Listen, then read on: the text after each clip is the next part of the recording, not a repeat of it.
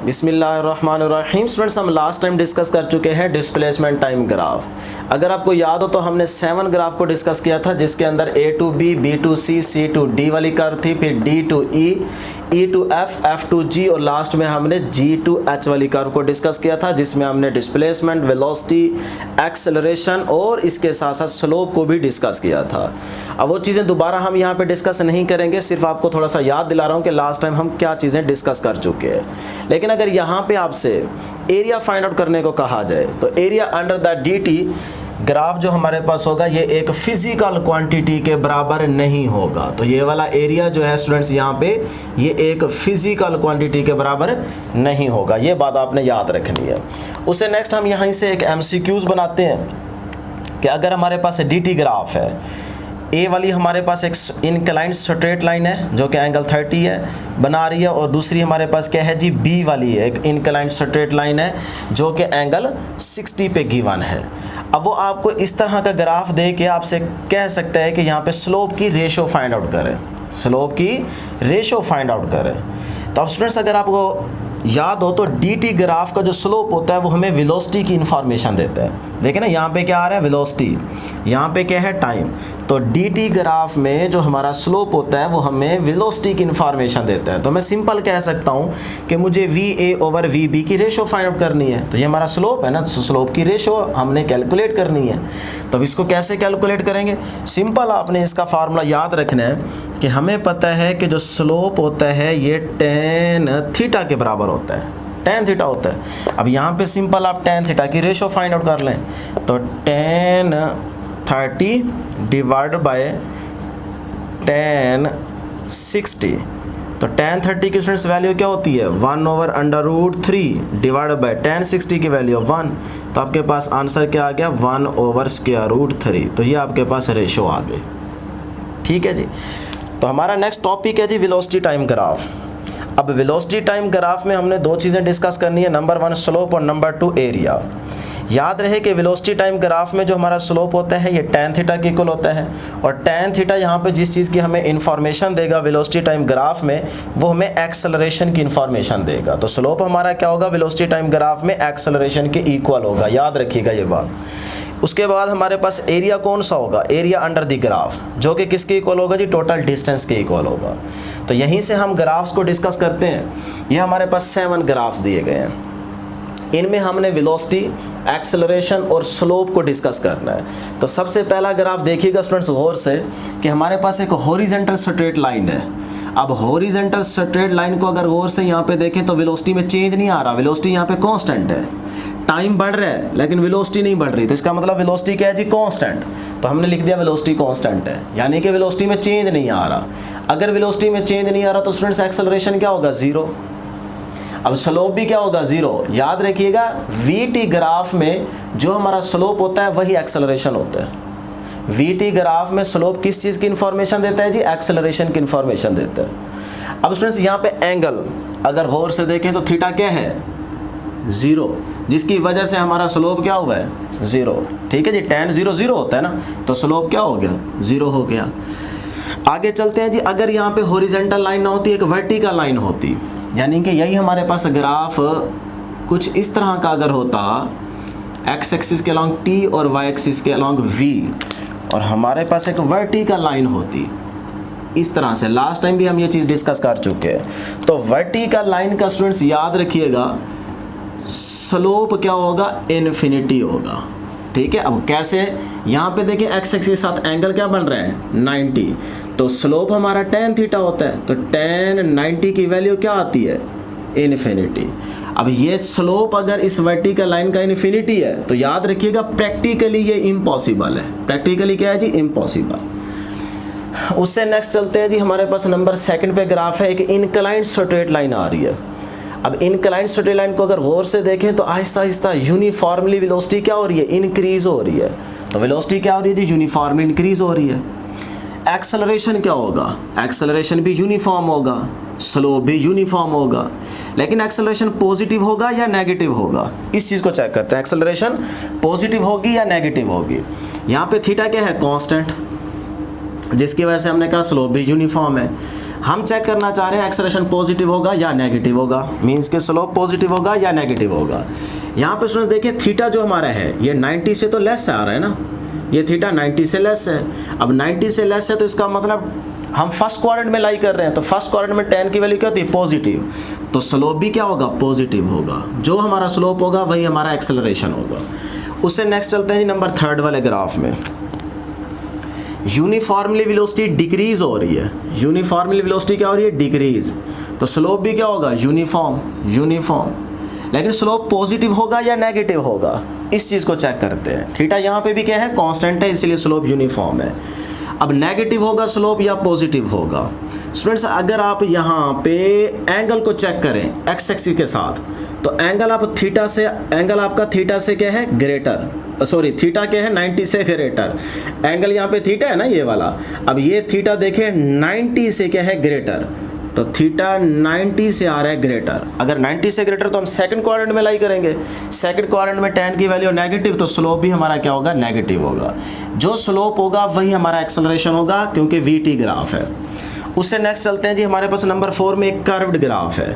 Curved graph में यहाँ पे नॉन यूनिफॉर्मली वेलोसिटी क्या हो रही है जी, इंक्रीज हो रही है, वेलोसिटी नॉन यूनिफॉर्मली इंक्रीज हो रही है, तो एक्सेलरेशन क्या होगा, वेरिएबल, क्योंकि वेलोसिटी नॉन यूनिफॉर्मली इंक्रीज हो रही है तो एक्सेलरेशन क्या होगा, वेरिएबल।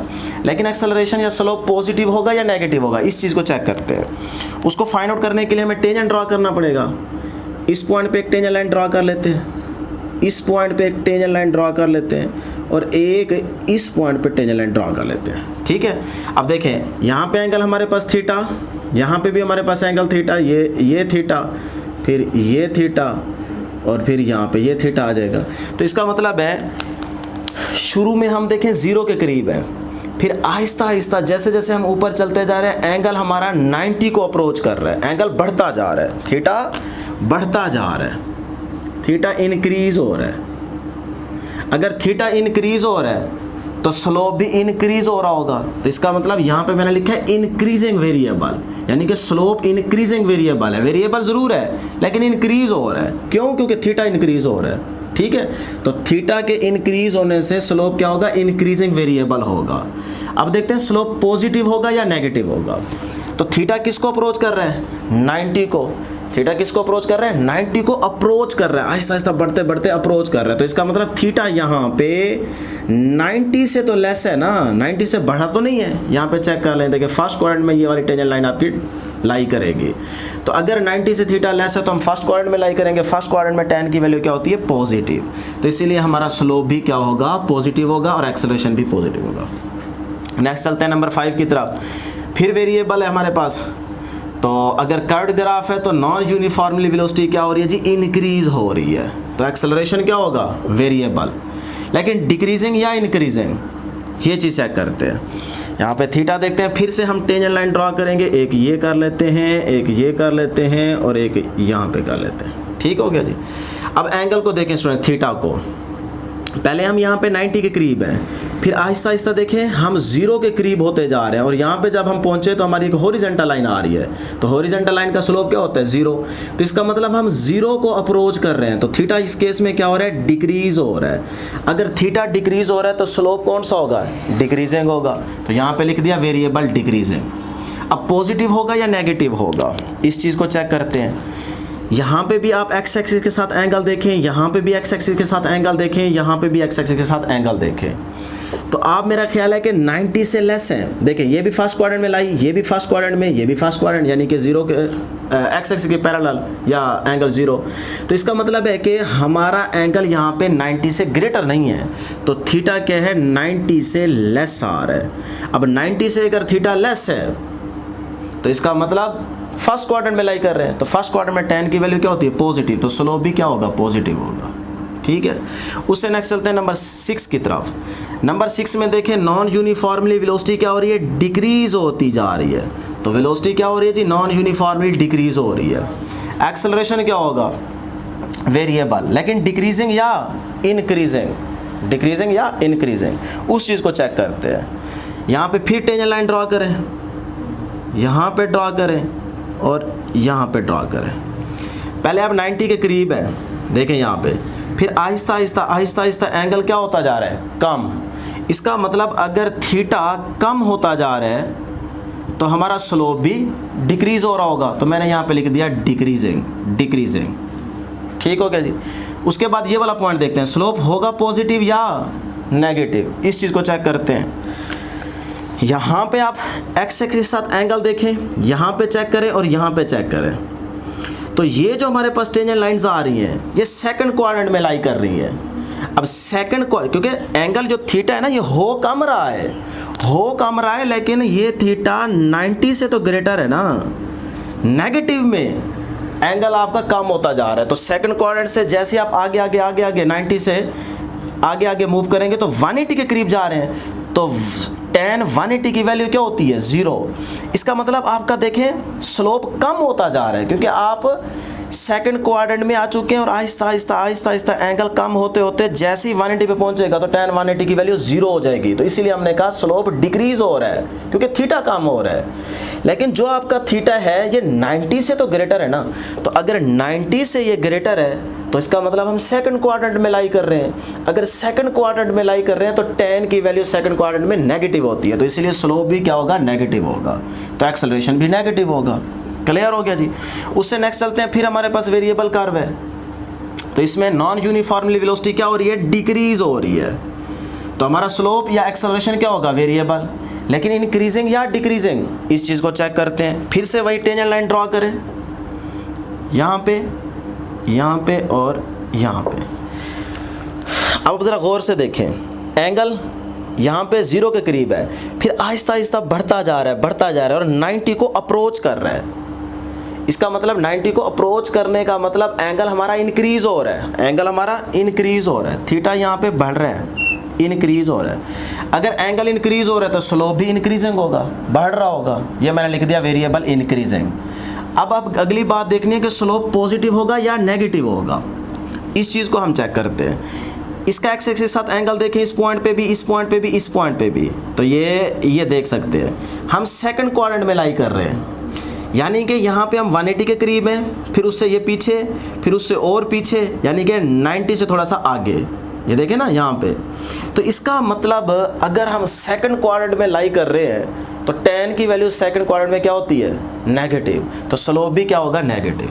तो ये स्लोप नेगेटिव है, यानी कि यहाँ पे कह सकता हूँ थीटा ग्रेटर है 90 से, ठीक है, 90 से ग्रेटर है, देख सकते हैं। तो अगर थीटा 90 से ग्रेटर तो सेकंड क्वाड्रेंट में tan की वैल्यू नेगेटिव और स्लोप भी क्या हो जाएगा? नेगेटिव। अब स्टूडेंट्स हम बात करते हैं जी एरिया की। स्लोप हमने डिस्कस कर लिया, अब हम बात करते हैं एरिया की। गर्मी बहुत ज़्यादा है, तो एरिया को स्टूडेंट्स देखते हैं। सबसे पहले इस ग्राफ का एरिया फाइंड आउट करते हैं। ये जी हमारे पास एक हॉरिजेंटल स्ट्रेट लाइन है T और यहाँ पे V, और ये एक हॉरिजेंटल स्ट्रेट लाइन है। इसका अगर हम एरिया कैलकुलेट करना चाहें तो ये बनेगा एरिया अंडर द ग्राफ, ठीक है। अब गौर से देखें, ये रेक्टेंगल है ना, रेक्टेंगल, तो रेक्टेंगल का जो एरिया हम फाइंड आउट करते हैं वो क्या होता है जी? Base multiply by height. तो इस तरह से स्टूडेंट्स आप एरिया फाइंड आउट कर लेंगे जब आपको यहाँ पे वैल्यूज गिवन होंगी। उससे नेक्स्ट देखते हैं जी सेकंड ग्राफ का एरिया फाइंड आउट करते हैं। अब सेकंड ग्राफ में एक इंक्लाइंड स्ट्रेट लाइन है, तो ये एरिया अंडर द ग्राफ बनेगा ये, तो ये क्या बन गई? ट्राइंगल। तो स्टूडेंट्स ट्राइंगल का जो एरिया हम फाइंड आउट करते हैं वो क्या होता है जी? हाफ बेस इनटू हाइट, ठीक है जी। फार्मूला आपको यहाँ पे मेंशन करके देता जा रहा हूँ, अगर वैल्यूज गिवन होगी तो आप इसको इजीली फाइंड आउट कर सकते हैं। इसी तरह इसका भी क्या बनेगा? ट्राइंगल, तो सेम फार्मूला यूज़ करेंगे। उससे नेक्स्ट है हमारे पास वेरिएबल कर्व्स। तो अगर यहाँ पे भी आपको एरिया फाइंड आउट करने को कहा जाए तो आप कैसे फाइंड आउट करेंगे? लेकिन उसमें लिए थोड़ा सा आपका फाइंड आउट करना थोड़ा सा लेंथी हो जाएगा, टाइम ज़्यादा लगेगा। लेकिन अगर MCQs में वेरिएबल कर्व आ जाती है और आपको एरिया फाइंड आउट करने को कहा जाता है तो फिर उसका मैं आपको शॉर्टकट जो है वो बताता हूँ, तरीका बताता हूँ। देखें, लेट्स सपोज आप ये एक कर्व ले लें, इन 4 में से कोई भी आप ले सकते हैं, ठीक है। और दूसरी हम ले लेते हैं जी यहाँ पे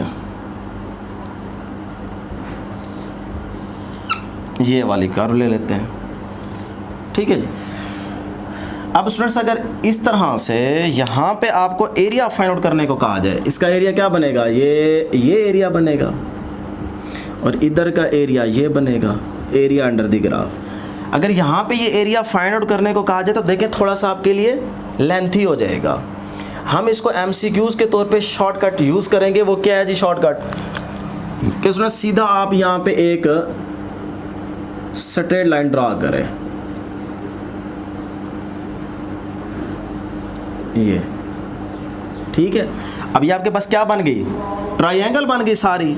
अब इस ट्राइंगल का आपको फार्मूला पता है, आप क्या करें यहाँ से मैग्नीट्यूड फाइंड आउट कर लें। अब जैसे ही आप इस ट्राइंगल से गौर कीजिएगा, तवज्जो, अगर आप इस ट्राइंगल का एरिया फाइंड आउट करेंगे तो आपके पास कोई ना कोई यहाँ पे वैल्यू आएगी, मैग्नीट्यूड आएगी। अब उस वैल्यू को गौर से देखते हुए आपने MCQs की ऑप्शन पे गौर करना है। अब यहाँ पे अगर लेट सपोज वैल्यू आ गई है 5, मैग्नीट्यूड आ गई ना। अब हमें पता है कि हमने जो एरिया फाइंड आउट किया है वो तो इस ट्राइंगल का किया है, लेकिन उस एरिया से हमारा जो एक्चुअल एरिया है वो ये वाला है और ये कम है। देखिए ना, ट्राइंगल का एरिया ज़्यादा आ रहा है, ये भी बीच में होगा, लेकिन जो एक्चुअल एरिया हमने ये वाला फाइंड आउट करना था, ये सारा ये इस ट्राइंगल के एरिया से क्या है, कम है।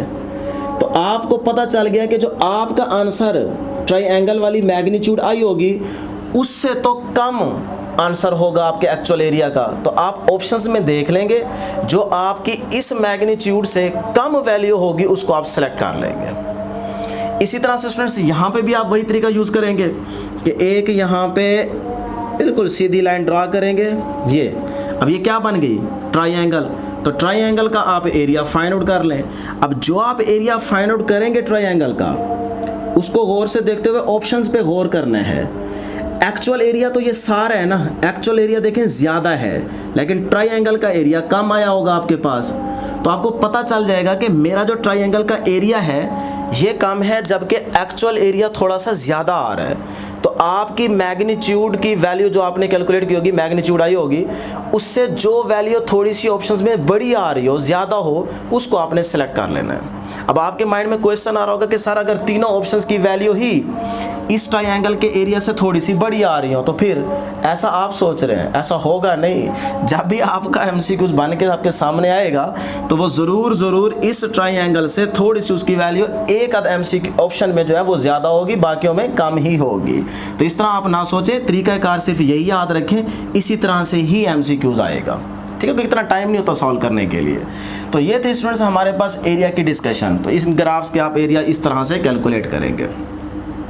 अब हम नेक्स्ट चलते हैं जी एक दो क्वेश्चंस की तरफ। अब स्टूडेंट्स हम यहाँ पे एक छोटा सा क्वेश्चन या MCQs डिस्कस कर लेते हैं, जिसमें हमारे पास इस पॉइंट A पे एक बॉल मौजूद है जिसको हमने वर्टिकली अपवर्ड थ्रो करवाया। याद रहे कि इसको प्रोजेक्ट नहीं करवाया गया जिस तरह प्रोजेक्टाइल मोशन में होता है, बल्कि इसको हमने सिर्फ इस तरह से एक बॉल था जिसको वर्टिकली अपवर्ड थ्रो किया और वो वापसी हमारे हाथ में आ गया।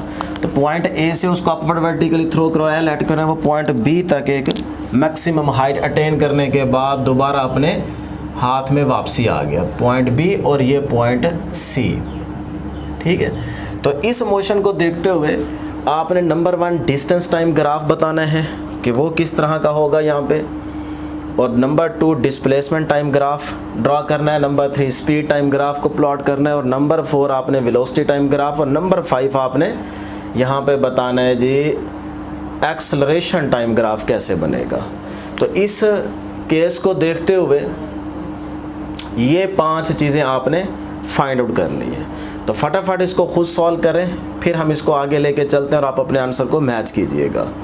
तो जितनी आपको समझ आती है इसको आप खुद सॉल्व करें। शाबाश भाई, वीडियो को पॉज करें और इसको सॉल्व करें।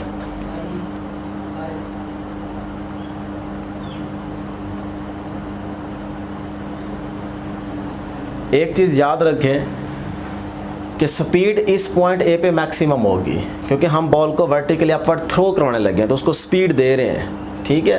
पॉइंट B पे स्पीड क्या हो जाएगी 0, फिर पॉइंट C पे भी मैक्सिमम स्पीड होगी। याद रहे कि अगर एयर फ्रिक्शन को हम इग्नोर करें तो पॉइंट A और पॉइंट C पे जो स्पीड की वैल्यू होगी वो सेम होगी, मैक्सिमम होगी। तो सबसे पहले स्टूडेंट देखते हैं जी डिस्टेंस टाइम ग्राफ। अब ज़रा गौर कीजिएगा कि यहाँ से जैसे जैसे हमारा बॉल वर्टिकली अपवर्ड जाएगा तो डिस्टेंस बढ़ता जा रहा है, बढ़ता जा रहा है, बढ़ता जा रहा है, बढ़ता जा रहा है, बढ़ता जा रहा है। इस पॉइंट P पे स्पीड क्या हो जाएगी? 0। इसका मतलब A टू B हमारा डिस्टेंस क्या हो रहा है जी? बढ़ रहा है, पॉजिटिव में बढ़ रहा है। तो इसका मतलब हमारे पास जो dt ग्राफ बनेगा उसमें डिस्टेंस हमारा पॉजिटिव में बढ़ता जा रहा है, बढ़ता जा रहा है, बढ़ता जा रहा है। ये बढ़ते बढ़ते क्या हो गया जी? B तक हम पहुंच गए। ये B पॉइंट और ये A पॉइंट, ठीक हो गया। उसके बाद जैसे B टू C आएंगे, अब ये वाला जो डिस्टेंस होगा ये इस वाले डिस्टेंस में ऐड हो जाएगा, यानी कि डिस्टेंस और बढ़ रहा है हमारा। डिस्टेंस क्या होता है? एक्चुअल पाथ ऑफ लेंथ, यानी कि अगर ये डिस्टेंस 5 मीटर है तो ये भी कितना है? 5 मीटर। तो 5 + 5 10 मीटर आ जाएगा डिस्टेंस। तो इसका मतलब B टू C जब हम आएंगे तो अभी भी हमारा डिस्टेंस बढ़ रहा है। तो अगर डिस्टेंस और बढ़ रहा है तो हमारे पास जो कर्व बनेगी वो कुछ इस तरह की बनेगी, B टू C। अब ये डिस्टेंस और बढ़ रहा है तो ये हम पॉइंट C पे पहुंच गए, ठीक है। अब A पॉइंट पे स्पीड क्या होगी? मैक्सिमम। इस पॉइंट B पे स्पीड क्या होगी? 0। बॉल यहाँ पे थोड़ी देर के लिए रुकेगा, फिर वापसी नीचे आएगा। उसके बाद पॉइंट C पे स्पीड क्या होगी? मैक्सिमम, ठीक है जी। तो ये डिस्टेंस टाइम हमारे पास ग्राफ आ जाएगा। अब आते हैं जी डिस्प्लेसमेंट टाइम ग्राफ में। अब स्टूडेंट्स अगर डिस्प्लेसमेंट टाइम ग्राफ में देखें तो डिस्प्लेसमेंट होता है शॉर्टेस्ट डिस्टेंस बिटवीन 2 पॉइंट्स या change in position is called displacement. तो जैसे ही बॉल वर्टिकली अपवर्ड जा रहा है तो हमारे पास डिस्प्लेसमेंट आता जा रहा है, पॉजिटिव में क्या हो रहा है जी? इंक्रीज हो रहा है। तो डिस्प्लेसमेंट बढ़ता जा रहा है। तो कर्व कैसे बनेगी? पॉजिटिव में ये डिस्प्लेसमेंट बढ़ता जा रहा है, बढ़ता जा रहा है, बढ़ता जा रहा है। ये पॉइंट B पे पहुंच गए, ठीक है। अब A टू B हमारे पास ये डिस्प्लेसमेंट आ गया। अब जैसे ही बॉल B टू C वापसी आएगा, अब डिस्प्लेसमेंट क्या होता जाएगा? कम होता जाएगा। क्यों? क्योंकि हम अपनी इनिशियल स्टेट की तरफ आ रहे हैं। देखिए ना, डिस्प्लेसमेंट में डायरेक्शन होती है। अब डायरेक्शन क्या हो गई है? रिवर्स हो गई है। पहले हम यूं जा रहे थे, अब हम यूं आ रहे हैं, तो डायरेक्शन क्या हो गई है? रिवर्स। तो अगर आप किसी भी पॉइंट तक का यहाँ पे डिस्प्लेसमेंट निकालेंगे, फाइनल माइनस इनिशियल, तो आपका आंसर क्या आएगा? नेगेटिव में आएगा। तो इसका देखिए ना, फाइनल वैल्यू जो कि नेगेटिव में होगी माइनस इनिशियल वैल्यू, ठीक है। तो आपके पास आंसर जो है वो हमारे पास क्या आएगा? छोटा, यानी कि कम होता जाएगा। तो डिस्प्लेसमेंट का आंसर कम होता जाएगा क्योंकि हम अपनी इनिशियल स्टेट की तरफ आ रहे हैं। जैसे ही यहाँ पे पहुंचेंगे तो डिस्प्लेसमेंट हमारा क्या हो जाएगा? 0। लेकिन याद रहे कि अब B टू C आ रहे हैं तो डिस्प्लेसमेंट क्या होता जा रहा है? कम। तो इसका मतलब कर्व कैसे बनेगी? इस तरह की नहीं बनेगी, बल्कि हमारे पास ये B टू C ऐसे कर्व बनेगी। ये हम B टू C पहुंच गए। तो ये हमारे पास डिस्प्लेसमेंट टाइम ग्राफ आ जाएगा। उससे नेक्स्ट स्टूडेंट्स हम बात करते हैं speed time graph. Speed time graph को हमने डिस्टेंस टाइम ग्राफ को देखते हुए बनाना है। अब देखें जी, यहाँ से यहाँ पहुँचे, स्पीड शुरू में A पॉइंट पे क्या थी? मैक्सिमम। B पॉइंट पे क्या होगी? 0। फिर B टू जब C आई तो स्पीड फिर से इंक्रीज होती गई, लेकिन पॉजिटिव में, क्योंकि स्पीड में डायरेक्शन इन्वॉल्व नहीं होती। तो ग्राफ कैसे बनेगा? Speed time graph. Speed Aahista Aahista कम होती जा रही है। पहले मैक्सिमम इस पॉइंट पे, पॉजिटिव में मैक्सिमम, आहिस्ता आहिस्ता स्पीड कम हो रही है। ये स्पीड कम होते होते होते होते ये कहाँ होगी? B पॉइंट पे 0 हो गई। तो ये पॉइंट आ गया B, ये पॉइंट आ गया A। तो A to B speed Aahista Aahista क्या हो रही है? कम। तो ये ग्राफ बन जाएगा। फिर B to C speed increase हो रही है पॉजिटिव में, क्योंकि डायरेक्शन इसमें इन्वॉल्व नहीं है, तो स्पीड बढ़ जाएगी। जब C पे पहुंचेगी तो स्पीड मैक्सिमम होगी। तो इसका मतलब अब B टू C स्पीड बढ़ रही है, तो B टू C स्पीड बढ़ रही है। तो ये पॉइंट क्या आ गया? C। तो C पॉइंट पे स्पीड क्या होगी? मैक्सिमम। तो B to C speed increase हो रही है। तो ये हमारे पास स्पीड टाइम ग्राफ बन जाएगा।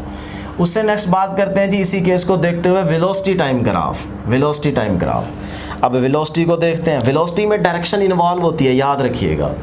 अब A टू B बॉल जाएगा तो वेलोसिटी आहिस्ता आहिस्ता कम होते होते B तक पहुंचेगी, तो वेलोसिटी क्या हो जाएगी? 0। इसका मतलब पॉजिटिव में वेलोसिटी क्या हो रही है? डिक्रीज हो रही है। तो पहले मैक्सिमम थी पॉजिटिव, पहले क्या थी? मैक्सिमम। किस पॉइंट पे? A पॉइंट पे। ठीक है, क्योंकि आप उसको फेंक रहे हैं ना, स्पीड दे रहे हैं, वेलोसिटी दे रहे हैं। तो वेलोसिटी आहिस्ता आहिस्ता कम होते होते पॉजिटिव में कम होते होते होते बी पे क्या होगी, ज़ीरो हो गई। तो ये जनाब बी पे ज़ीरो हो गई, यहाँ पे स्पीड क्या होगी, ज़ीरो, और सॉरी वेलोसिटी क्या होगी, ज़ीरो। अब जब बी टू सी आएंगे तो वेलोसिटी में डायरेक्शन इन्वॉल्व होती है, तो इसका मतलब डायरेक्शन क्या होगी आपकी, रिवर्स हो गई। अब आपकी वेलोसिटी बढ़ रही है लेकिन नेगेटिव में बढ़ रही है, बी टू सी नेगेटिव में वेलोसिटी बढ़ रही है। तो अगर वेलोसिटी नेगेटिव में बढ़ रही है तो हमारे पास ये कर्व आएगी, ये जी हमारे पास बी टू सी जब आएंगे तो वेलोसिटी नेगेटिव में बढ़ रही है। तो अब इस साइड पे पॉजिटिव वेलोसिटी की वैल्यू, इस साइड पे नेगेटिव वेलोसिटी की वैल्यू। तो देखें नेगेटिव में अब आपकी वेलोसिटी इंक्रीज हो रही है। तो ये था आपके पास वेलोसिटी टाइम ग्राफ। तो इस तरह से ये 4 ग्राफ आपने प्लॉट करने थे।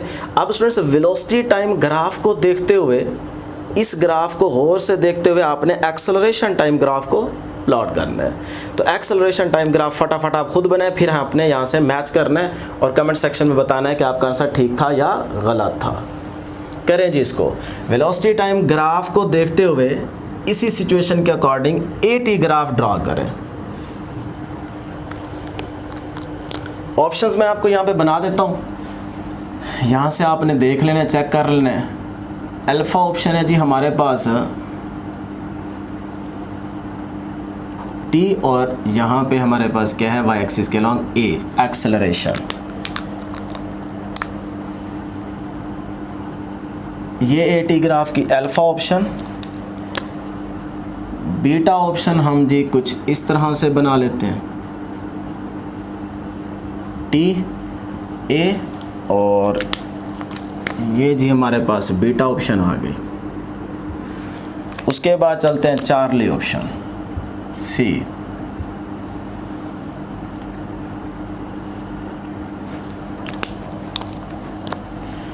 पहले हमारे पास वेलोसिटी क्या हो रही है जी,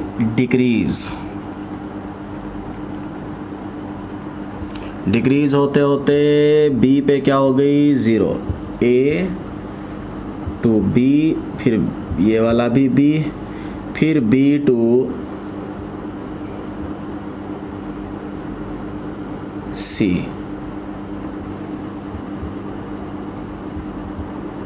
ठीक है जी। पहले क्या हो रही है, स्पीड कम, यानी कि वेलोसिटी आहिस्ता आहिस्ता कम होते होते होते B पे क्या हो गई है, 0। फिर उसके बाद वो बढ़ती गई है पॉजिटिव में, क्या उसकी वजह से ये ग्राफ बनेगा, इस चीज़ को देखते हुए। उसके बाद चार्ली ऑप्शन, ये मैं समझा भी देता हूँ, फिलहाल आपको ऑप्शंस बना के दे रहा हूँ।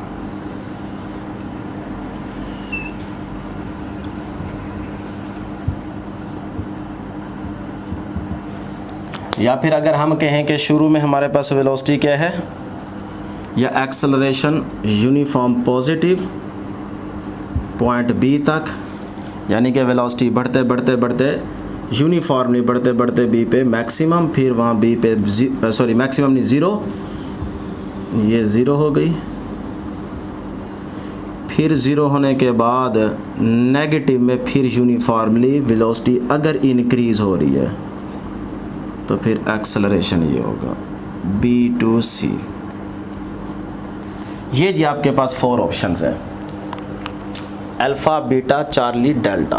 तो इन ऑप्शंस को गौर से देखते हुए यहाँ नंबर 5 वाले ग्राफ को आपने प्लॉट करना है, बताना है कि इस केस में AT ग्राफ कैसा होगा। तो ये आपके पास ऑप्शंस गिवन है, इनमें से आपने एक ऑप्शन सेलेक्ट करनी है। चलें जी स्टूडेंट्स, इसकी जो बेस्ट ऑप्शन है वो है जी बीटा।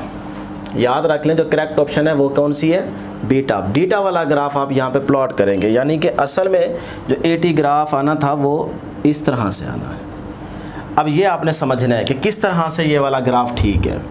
कुछ बच्चे सोच रहे होंगे कि ये वाला जो ग्राफ है वो ठीक है, क्यों? क्योंकि जब आपने बॉडी को, बॉल को वर्टिकली अपवर्ड थ्रो कराया तो हर या पर सेकंड जो एक्सेलरेशन में चेंज आ रहा था वो कितना आ रहा था, वेलोसिटी का 9.8, 9.8, 9.8, 9.8, 9. जब वापसी आया फिर भी 9.8, 9.8, 9.8। तो बच्चों के जहन में होगा यार ग्रेविटेशनल एक्सेलरेशन तो यहाँ पे उसकी वैल्यू कांस्टेंट है, तो अगर कांस्टेंट है तो इसका मतलब एक्सेलरेशन तो ये वाला ग्राफ ठीक बन रहा है, तो एक्सेलरेशन का ये वाला ग्राफ ठीक होगा क्योंकि इसमें एक्सेलरेशन की वैल्यू कांस्टेंट आ रही है। ये कुछ सोच रहे होंगे। कुछ ये सोच रहे होंगे कि ये तो हो ही नहीं सकता, क्योंकि यहाँ पे नेगेटिव पॉजिटिव का कोई चक्कर नहीं है, एक्सेलरेशन कांस्टेंट है तो जी की वैल्यू हम पॉजिटिव ले लेंगे, तो इसीलिए वो ठीक था। इस तरफ शायद किसी का माइंड ना आ जाए, किसी का जा भी सकता है और अच्छे स्टूडेंट्स का जाएगा।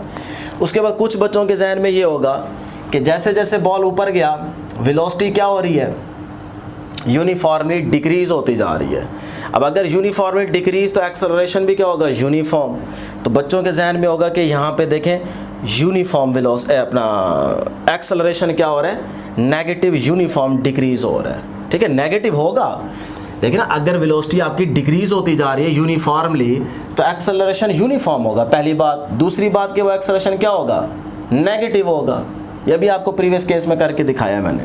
तो इसका मतलब नेगेटिव में यूनिफॉर्म, फिर बी पे पहुंचा। अब बी पे पहुंचने के बाद वेलोसिटी क्या हो रही है, इंक्रीज, यूनिफॉर्मली इंक्रीज हो रही है। तो इसका मतलब अब एक्सेलरेशन क्या होगा, यूनिफॉर्म, लेकिन पॉजिटिव या नेगेटिव। अब आपकी वेलोसिटी इस डायरेक्शन के उलट है, तो इसका मतलब उलट क्या होगा, पॉजिटिव। नेगेटिव के उलट क्या होगा, पॉजिटिव। तो पॉजिटिव में यूनिफॉर्म एक्सेलरेशन बढ़ने लग जाएगा। तो कुछ बच्चे यूँ सोच रहे होंगे और जिसकी वजह से वो चार्ली ऑप्शन ठीक कह रहे होंगे, लेकिन स्टूडेंट्स अभी फ़िलहाल ये चार्ली ऑप्शन गलत है, क्योंकि मैं आपको बताता हूँ इसकी रीज़न, फिर आपको समझ आ जाएगी।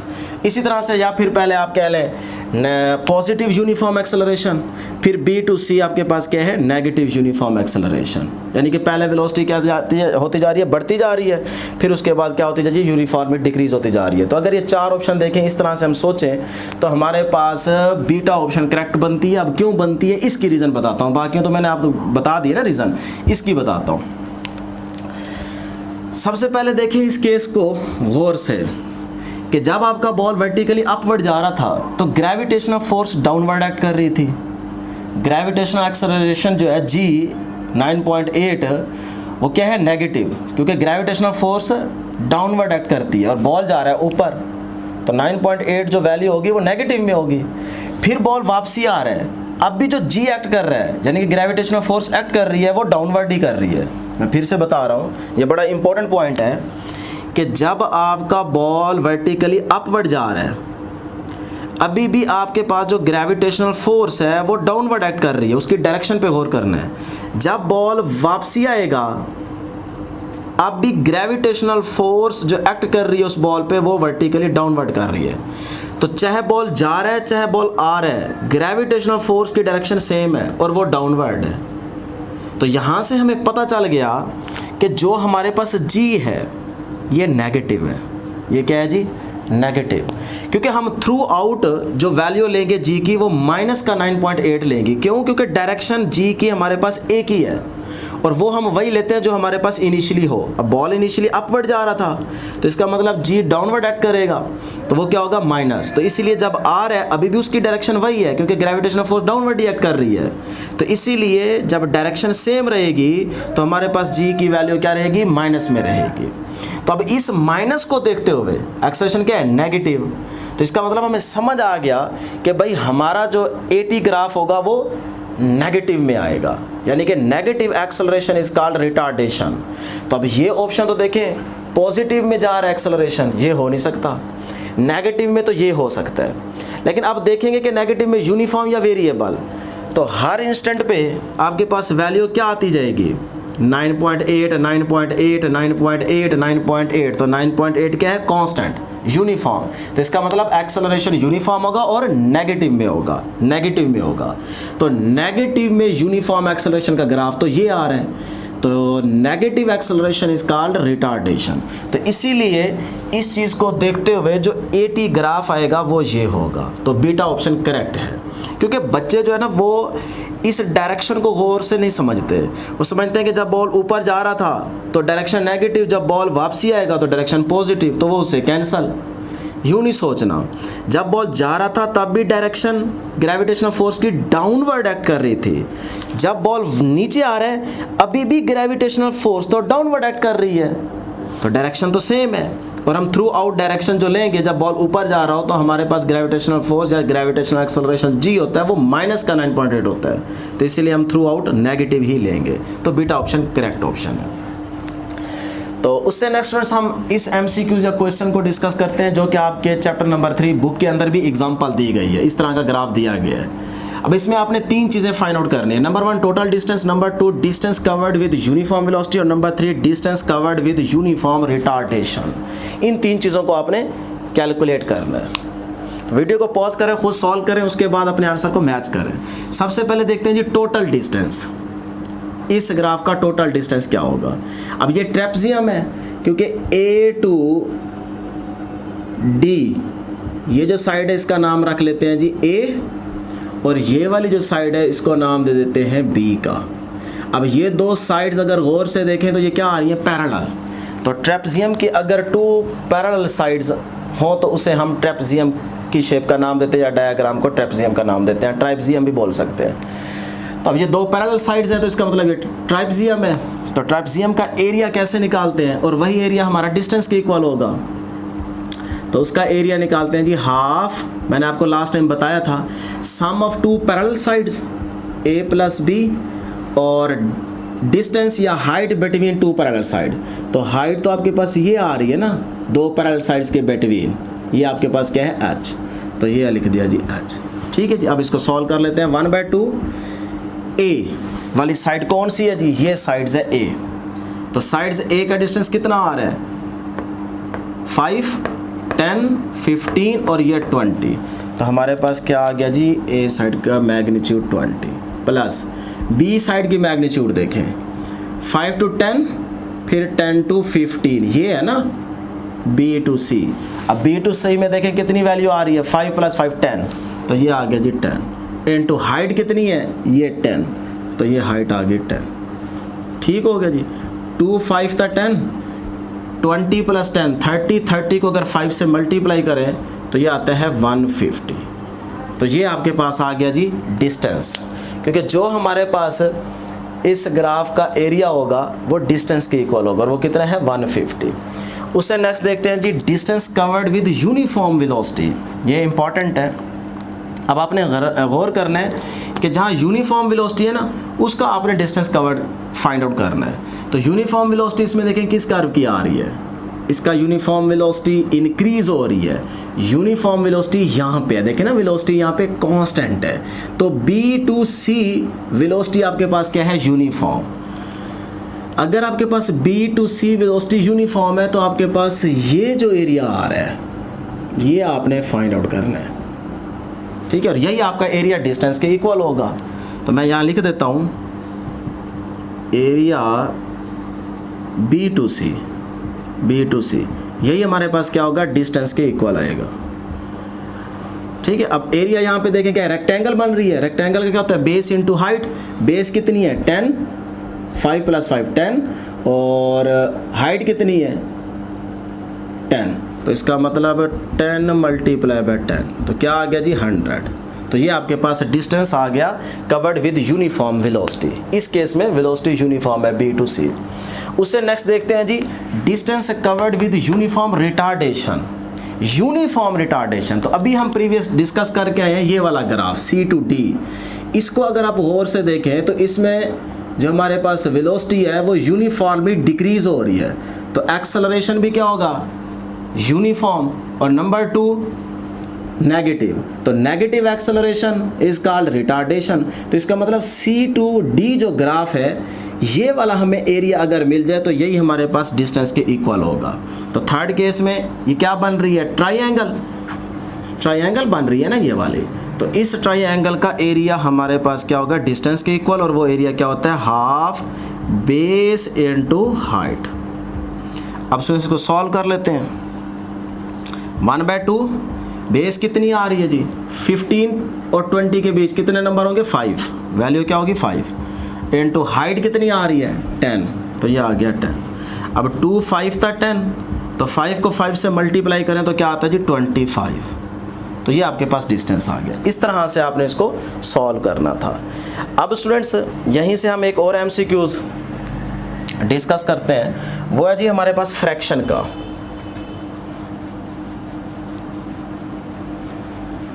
अच्छा, उससे पहले अगर यहाँ पे हमसे ये पूछा जाए कि आप इस ग्राफ को देखते हुए AT ग्राफ ड्रॉ करें, एक्सेलरेशन टाइम ग्राफ, यानी कि इस चीज़ को देखते हुए आप ए टी ग्राफ ड्रा करें, तो ये आपसे पूछा जा सकता है, तो उसको देख लें ज़रा, ये भी आपके पास MCQs बन जाएगा। ए टी ग्राफ कैसा बनेगा, एक्सेलरेशन और यहाँ पे क्या है जी, टाइम। अब सबसे पहले ज़रा गौर से देखें, ए टू बी यूनिफॉर्मली वेलोसिटी क्या हो रही है, इंक्रीज हो रही है, तो एक्सेलरेशन क्या होगा, यूनिफॉर्म, और नंबर 2 पॉजिटिव। तो हमारे पास कर्व कैसे बनेगी या ग्राफ कैसे आएगा जी, ये आएगा यूनिफॉर्म और पॉजिटिव, ठीक है। ए टू बी आ गया। फिर बी टू सी वेलोसिटी क्या है, कांस्टेंट, एक्सेलरेशन 0, तो ये बी टू सी हमारे पास एक्सेलरेशन क्या हो गया जी, 0, ये पॉइंट सी है, ठीक है। तो point B to C acceleration क्या है, 0, क्योंकि वेलोसिटी क्या है, यूनिफॉर्म कांस्टेंट। फिर सी टू डी, अब सी टू डी ज़रा गौर से देखिएगा, यूनिफॉर्मली वेलोसिटी डिक्रीज हो रही है। अगर यूनिफॉर्मली वेलोसिटी डिक्रीज तो एक्सेलरेशन भी यूनिफॉर्म, लेकिन अगर यूनिफॉर्मली डिक्रीज है तो अभी बताए हैं कि हमारा एक्सेलरेशन पॉजिटिव होगा या नेगेटिव। तो अगर एक्सेलरेशन नेगेटिव है और यूनिफॉर्म है तो हमारे पास ग्राफ बनेगा सी टू डी यूनिफॉर्म और नेगेटिव। तो यहाँ पे एक्सेलरेशन की वैल्यू पॉजिटिव, यहाँ पे एक्सेलरेशन की वैल्यू नेगेटिव। तो देख सकते हैं सी टू डी हमारे पास जो एक्सेलरेशन है वो नेगेटिव में है और यूनिफॉर्म है, ठीक है। तो ये आपके पास इस चीज़ को देखते हुए ए टी ग्राफ प्लॉट किया जाएगा। अब हमारे पास अगर क्वेश्चन आता है फ्रैक्शन का, क्या आपसे पूछा जा सकता है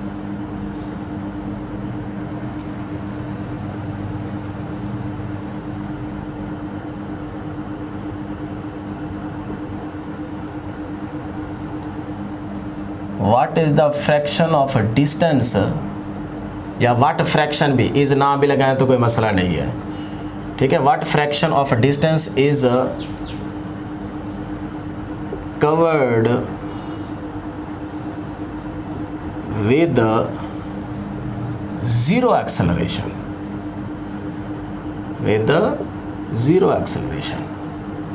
यानी कि इसी डायग्राम से, इसी कंडीशन को देखते हुए हमने ये क्वेश्चन बनाया है कि what fraction of distance is covered with zero acceleration. अब जीरो एक्सेलरेशन किस केस में है, जिसमें वेलोसिटी क्या है, यूनिफॉर्म। तो ये बी टू सी, इसमें वेलोसिटी क्या है, यूनिफॉर्म। तो ये जो डिस्टेंस आया है हमारे पास, यही होगा ना जिसमें हमारे पास एक्सेलरेशन क्या है, 0। तो आपने क्या करना है, फ्रैक्शन फाइंड आउट करनी है। तो इस केस में आपके पास जो फार्मूला बनेगा स्टूडेंट्स, वो होगा जी हमारे पास, याद रख लें फार्मूला, वो होगा distance with zero acceleration divide by total distance, ये फार्मूला होगा। अब इसकी मैग्नीट्यूड को हम कैलकुलेट करते हैं। डिस्टेंस विद जीरो एक्सेलरेशन, ये डिस्टेंस आया है ना, इसके साथ एक्सेलरेशन क्या है इस केस में, बी टू सी 0, क्योंकि वेलोसिटी में चेंज नहीं आ रहा, वेलोसिटी कांस्टेंट है। तो कितना डिस्टेंस है, 100, तो ये आ गया जी 100 डिवाइड बाय टोटल डिस्टेंस। अब टोटल डिस्टेंस हमारे पास क्या आ रहा है, 150, तो ये आ गया 150। तो ये इससे कैंसल, तो 10/15 का आंसर क्या होगा, 10/15। तो ये आपके पास क्या आ गया जी, आंसर आ गया। अब इसको अगर आप सॉल्व करना चाहें आगे, तो 5 to the 10 और 5 3 the 15, तो 2/3, ये आपके पास आंसर आ जाएगा। अब इसी से नेक्स्ट एक और आप खुद सॉल्व करेंगे, वो है जी हमारे पास, अगर यहाँ जीरो एक्सेलरेशन की बजाय वो कह दे कि what fraction of distance is covered with positive acceleration,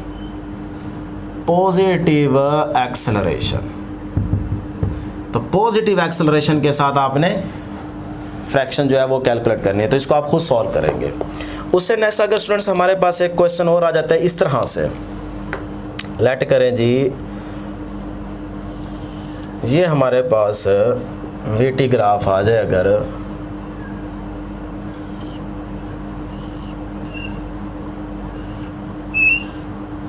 ये कर्व आ जाए, A to B, B to C, C to D, D to E और E to F और F to G, ये।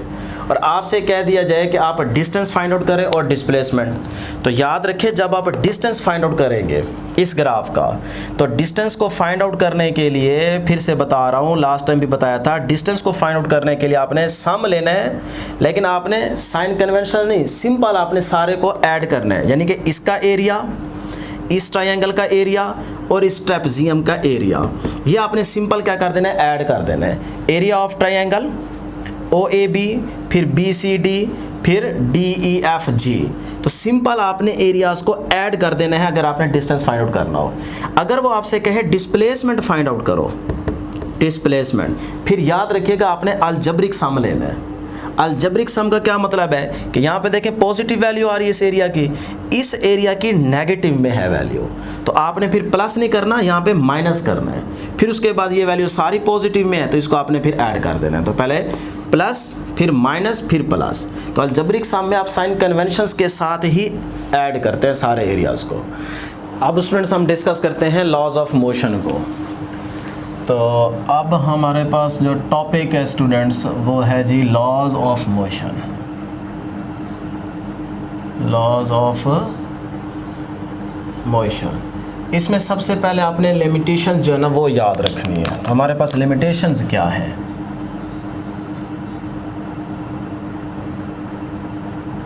नंबर 1 हमारे पास लिमिटेशन है जी inertial frame of reference. Inertial frame of reference. Inertial frame of reference का क्या मतलब है जी? एक्सेलरेशन इज इक्वल टू 0, या आप कह सकते हैं नॉन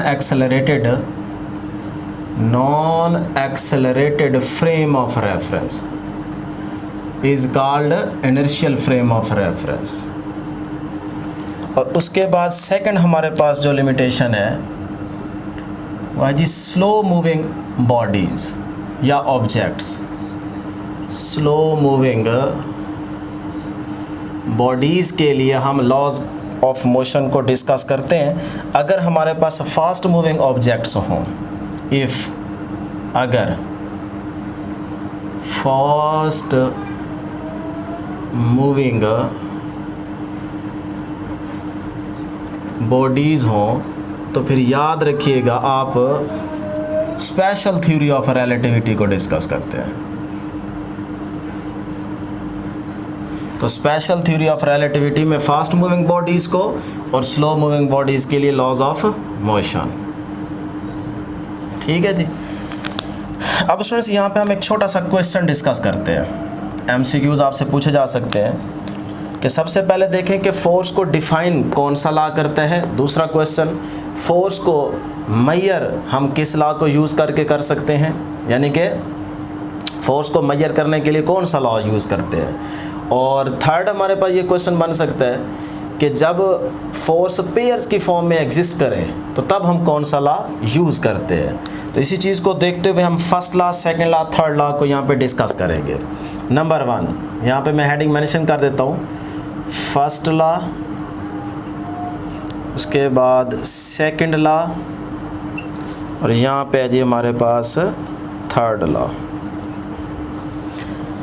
पहला क्वेश्चन क्या था जी? कौन सा लॉ फोर्स को डिफाइन करता है?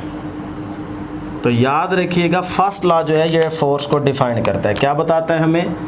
Qualitative nature of force. Force की क्वालिटेटिव नेचर के बारे में इंफॉर्मेशन देता है। Qualitative nature of force. Qualitative nature का क्या मतलब है कि फोर्स है भी सही के नहीं। तो मैं कह सकता हूँ फर्स्ट लॉ जो है ये फोर्स को डिफाइन करता है, डिफाइंस फोर्स। उसके बाद हमारा सेकंड क्वेश्चन था कि कौन सा लॉ फोर्स को मेजर करने के लिए यूज़ होता है। तो याद रखिएगा सेकंड लॉ जो है ये हमें quantitative nature of the force के बारे में इंफॉर्मेशन देता है। क्वांटिटेटिव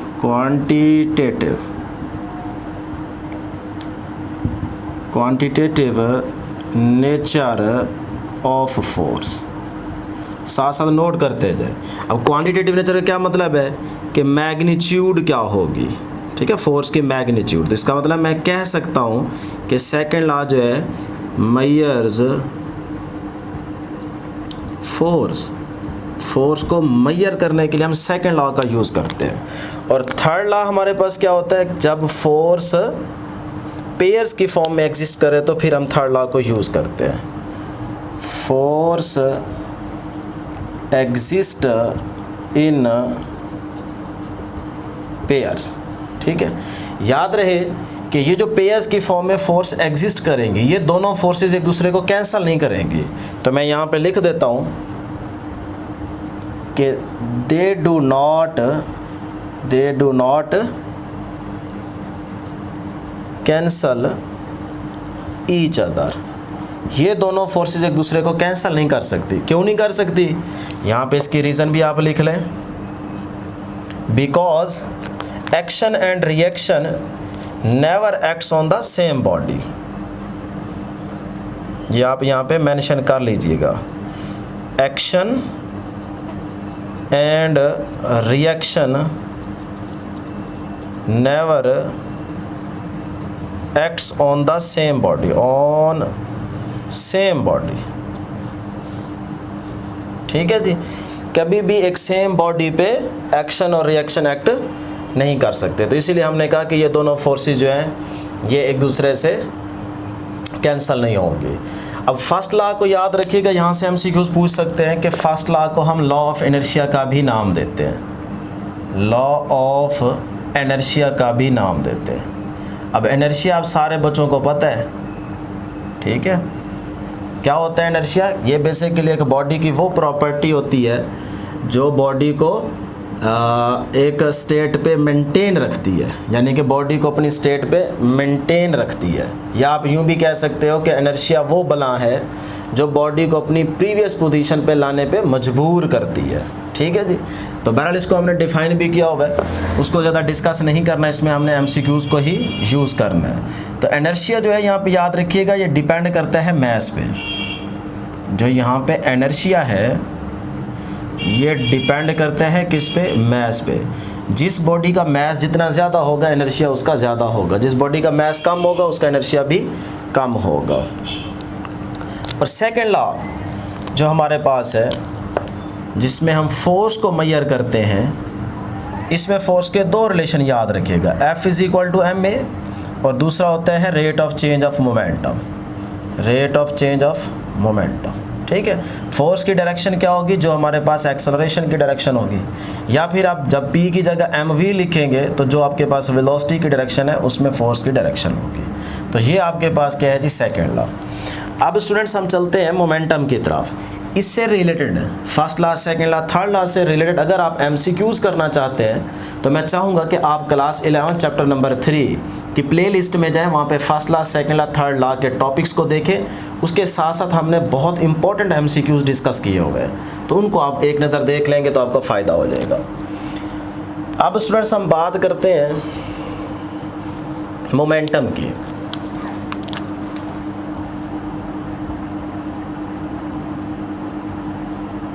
मोमेंटम हम सिंपल मैट्रिक्स इसको पढ़ते आ रहे हैं, लीनियर मोमेंटम को, फिर फर्स्ट ईयर में भी हमने इसको डिस्कस किया, लेकिन ज़्यादा यहाँ पे हम इसको डिस्कस नहीं करेंगे, जस्ट इसके फार्मूले को यूज़ करते हुए एमसीक्यूज़ की तरफ चलेंगे।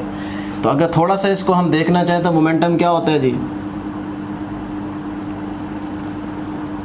नंबर 1 हमने कहा था मोमेंटम होता है product of mass and velocity, ठीक हो गए। और दूसरे नंबर पे हम यूँ भी कह सकते हैं कि सिंपल क्वांटिटेटिव या क्वांटिटी, ठीक है, quantity of motion in body, ठीक है। तो बहरहाल इसको ज़्यादा हम एक्सप्लेन नहीं करेंगे, सिंपल इसके मैथमेटिकल फार्मूला की तरफ आते हैं कि हमने इससे रिलेटेड एक MCQs भी बनाना है और इसके फार्मूले भी मेंशन करने हैं। सबसे पहला फार्मूला मोमेंटम क्या होगा जी, product of mass and velocity. अब वेलोसिटी वेक्टर क्वांटिटी, इसलिए मोमेंटम भी क्या होगा, वेक्टर क्वांटिटी होगा। ठीक है जी, ये आ गया नंबर 1। नंबर 2 हमारे पास क्या फार्मूला बन सकता है मोमेंटम और काइनेटिक एनर्जी के रिलेशन के लिए, कि अगर स्टूडेंट्स हम यहाँ पे देखना चाहें मोमेंटम का काइनेटिक एनर्जी के साथ, तो काइनेटिक एनर्जी क्या होती है जी, हाफ mv²। अब दोनों साइड्स पे हम क्या करते हैं, m से मल्टीप्लाई कर देते हैं, तो ये बन जाएगा 2, दोनों साइड्स पे m से multiply, m kinetic energy is equal to half m² v²। तो 2 इस तरफ आ जाएगा, 2m काइनेटिक एनर्जी और m² v² क्या बन जाएगा, p का स्क्वायर। ठीक है, तो यहाँ से आप देख सकते हैं दोनों साइड पे स्क्वायर रूट ले लें, ये बन गया जाए p और यहाँ से आ जाएगा 2m काइनेटिक एनर्जी और होल की स्क्वायर रूट। तो एक रिलेशन आपके पास ये आ गया। तो इसका मतलब मैं यहाँ पे एक ये वाला रिलेशन भी यूज़ कर सकता हूँ मोमेंटम का, p is equal to square root 2m of the kinetic energy. ठीक है, उसके बाद स्टूडेंट्स हमारे पास इस मोमेंटम का एक और रिलेशन बन सकता है, वो भी इसी फार्मूले से, कि जहाँ हमने m से मल्टीप्लाई की है अब उस v को तोड़ दें, ब्रेक कर दें, तो kinetic energy is equal to half mv dot v। तो mv क्या बन जाएगा, p हाफ p इंटू v। तो यहाँ से आप p को कैलकुलेट करें, 2 इधर आके काइनेटिक एनर्जी के साथ multiply, 2 kinetic energy v, p इधर आके क्या हो जाएगा, सॉरी v इधर आके क्या हो जाएगा, डिवाइड। तो ये आ गया p। ठीक है, तो इसका मतलब एक और रिलेशन आ गया हमारे पास, वो है P is equal to 2 kinetic energy divide by V। V यहाँ पे वेलोसिटी है, तो ये हमारे पास एक थर्ड फार्मूला आ गया है। उसके बाद स्टूडेंट्स एक और फार्मूला आपने याद रखना है, वो सेकेंड ईयर में भी आप पढ़ चुके हैं, कि जो P है वो आपके पास square root 2m, kinetic energy किसकी इक्वल थी, A इंटू V। यहाँ पे V क्या है, पोटेंशियल है। तो ये भी एक आप फार्मूला मोमेंटम का पढ़ चुके हैं। तो ये 4 फार्मूला ही हम यहाँ पे यूज़ करते हुए MCQs तैयार करेंगे। अब स्टूडेंट्स ये जो 1 वाला फार्मूला है ये हम कब यूज़ कर सकते हैं, याद रखिएगा, अगर आपके पास वेलोसिटी कांस्टेंट हो, अगर वेलोसिटी आपके पास क्या हो, कांस्टेंट या सेम, तो फिर आपसे पूछी जा सकती है मोमेंटम की मास के साथ रेशो। तो अगर वेलोसिटी कांस्टेंट है तो मोमेंटम की रेशो मास के साथ क्या होगी, डायरेक्ट। तो आपके पास क्या बनेगा, P1 divide by P2 is equal to M1 divide by M2। तो ये सिंपल आप रेशो फाइंड आउट कर लेंगे इस फार्मूले को यूज़ करते हुए, अगर वेलोसिटी कांस्टेंट है तो। उसके बाद ये वाला फार्मूला आप कब यूज़ करेंगे, जब आपसे पूछा जाए रेशो मोमेंटम की किसके साथ, मास के साथ, और काइनेटिक एनर्जी क्या होगी, कांस्टेंट। जब आपके पास काइनेटिक एनर्जी कांस्टेंट हो, काइनेटिक एनर्जी क्या हो, कांस्टेंट, तो फिर मोमेंटम की जो रेशियो आएगी मास के साथ वो क्या होगी जी, स्क्वायर रूट m होगी। तो P1 divided by P2 is equal to square root M1 divided by M2 होगी डायरेक्ट। इसका मतलब मैं सिंपल कह सकता हूँ मोमेंटम की ratio square root of the mass होगी, डायरेक्टली प्रोपोर्शनल होगी। ठीक है जी। उससे नेक्स्ट हमारे पास स्टूडेंट्स क्या है, नंबर 3 वाला ये वाला फार्मूला। अब ये फार्मूला आप कब यूज़ कर सकते हैं, इसको ज़रा और से समझिएगा। अगर आपके पास मोमेंटम कांस्टेंट हो P, अगर आपके पास मोमेंटम कांस्टेंट हो और फिर आपसे रेशो फाइंड आउट करने को कहे काइनेटिक एनर्जी की, तो फिर याद रखिएगा kinetic energy 1 divide by kinetic energy 2 की जो रेशो आएगी वो हमारे पास क्या होगी, वेलोसिटी के साथ डायरेक्ट होगी। तो v1 डिवाइड बाय v2, कैसे, यहाँ से काइनेटिक एनर्जी फाइंड आउट करें, v इधर p के साथ जाके क्या हो जाएगा, मल्टीप्लाई। तो मोमेंटम तो कांस्टेंट है तो v के साथ रेशो क्या आ जाएगी, डायरेक्ट। लेकिन याद रखिएगा यहाँ पे वेलोसिटी की जो पावर है वो क्या है, 1। अब बच्चों के माइंड में क्वेश्चन होता है सर काइनेटिक एनर्जी का, यहाँ पे और से देखिएगा, बल्कि ऊपर ही कर देता हूँ। बच्चे कहते हैं सर यहाँ पे वेलोसिटी की पावर 1 के साथ काइनेटिक एनर्जी का रिलेशन डायरेक्ट आ रहा है, जबकि हम तो पढ़ चुके हैं kinetic energy is equal to half mv square. तो यहाँ पे अगर मास कांस्टेंट है तो काइनेटिक एनर्जी का जो रिलेशन आ रहा है वो डायरेक्ट आ रहा है v की पावर 2 के साथ। अब आप कह रहे हैं कि काइनेटिक एनर्जी का रिलेशन डायरेक्ट आ रहा है v की पावर 1 के साथ। बेटा याद रखिएगा, जब मास कांस्टेंट हो फिर आएगा v की पावर 2 के साथ काइनेटिक एनर्जी का रिलेशन डायरेक्ट। यहाँ पे मोमेंटम कांस्टेंट है p, जब p कांस्टेंट होगा तो फिर काइनेटिक एनर्जी का रिलेशन v के साथ डायरेक्ट आएगा और v की पावर क्या होगी, 1 होगी। ठीक है जी। उससे नेक्स्ट हमारे पास ये 4 वाला फार्मूला रह गया है। तो ये कब आप स्टूडेंट्स यूज़ करेंगे, इस फार्मूले को आप कब यूज़ करेंगे। देखिए अगर लेट सपोज आपके पास इलेक्ट्रॉन एंड प्रोटॉन इन पे सेम पोटेंशियल दिया जाए,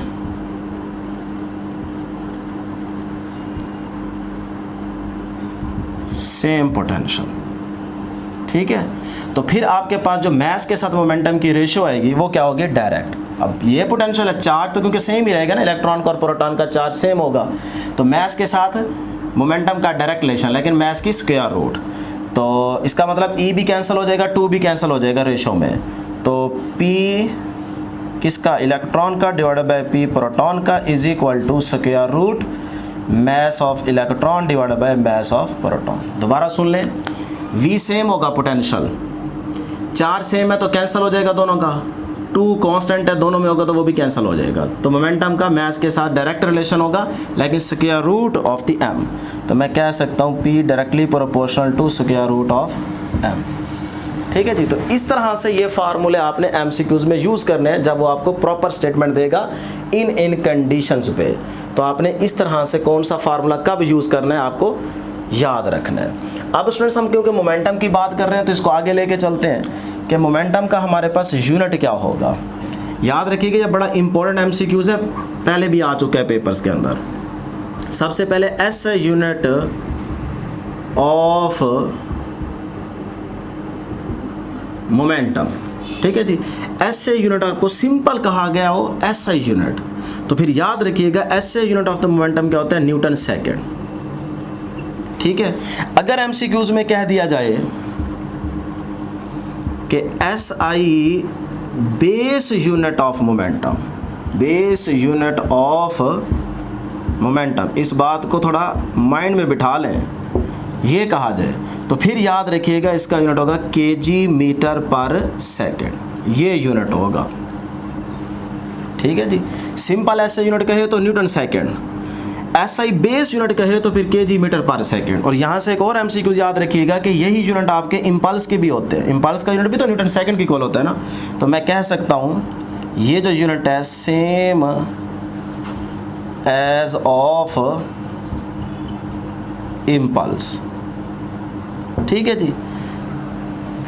अब स्टूडेंट्स हम यहाँ से मोमेंटम और काइनेटिक एनर्जी के जो रिलेशन डिस्कस कर चुके हैं, इससे रिलेटेड एक MCQs डिस्कस करते हैं जो कि हमारे पास परसेंट की शक्ल में होगा, यानी कि काइनेटिक एनर्जी इतने % इंक्रीज होगी तो मोमेंटम कितने % इंक्रीज होगा, अगर मोमेंटम इतने % इंक्रीज होगा तो काइनेटिक एनर्जी कितने % इंक्रीज होगी। तो उस परसेंट की फॉर्म में हम इसी से रिलेटेड एक MCQs डिस्कस करते हैं।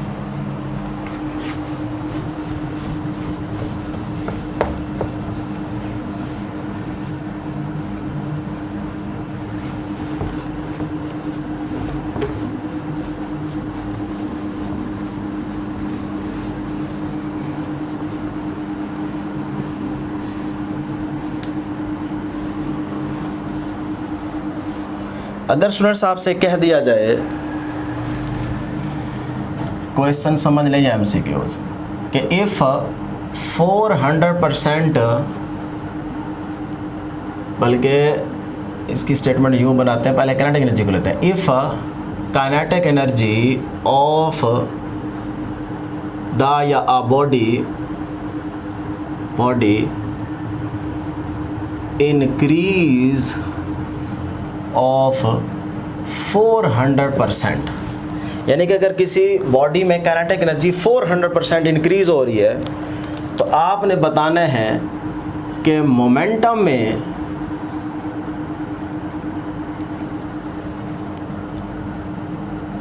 अच्छा, इसको ऑफ ना करें, इंक्रीज बाय लिखें यहाँ पे, इंक्रीज बाय। ये भी एक चीज़ आपको समझाता हूँ कि बाय क्यों लिखा है।